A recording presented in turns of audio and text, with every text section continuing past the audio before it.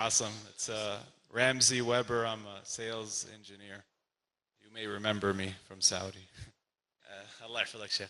Jazakallah khair for the great speech, Sheikh. My son was so excited he wants to die now and go into Jannah.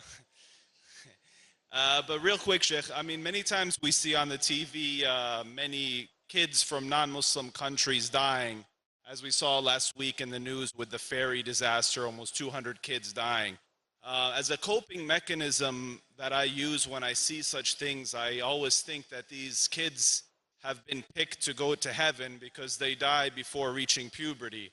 Can you just elaborate on that, maybe really quick, about this thought process which I go through, and I imagine many other Muslims might use this as a coping mechanism also, that these kids in non-Muslim countries that pass away before puberty are in heaven? Jazakallah khair, Ramzi. It's an issue of dispute, and this is the easiest way of getting out of trouble.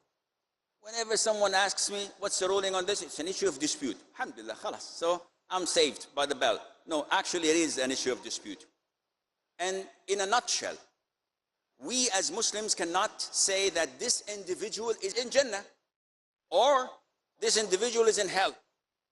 Not even XYZ of a kafir country or a leader. I cannot say.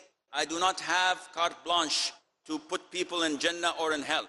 Otherwise I would have been much richer than I am. I wouldn't be here speaking to you. But the fact is, we can only say that Abu Bakr is in Jannah, Umar is in Jannah, Uthman is in Jannah, Ali is in Jannah, Bilal is in Jannah, etc. Those whom the Prophet told us, we are hopeful and wishful that people who died after being righteous and pious, that will be in Jannah. But we cannot affirm that, to say, yes, definitely he's in Jannah.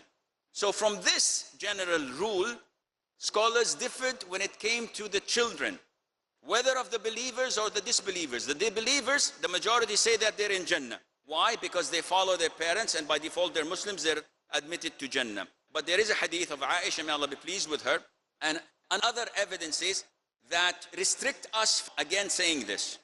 We are hopeful and wishful.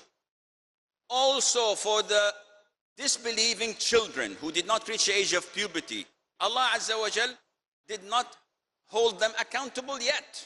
So how can Allah punish them? We do not say that Allah will punish them, and yet we do not say that Allah would admit these specific individuals, XYZ, into Jannah. However, we can simply say all children are in Jannah.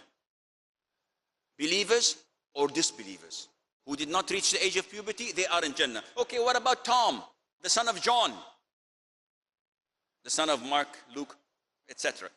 I don't know about Tom. He died when he was 4 or 5 years of age.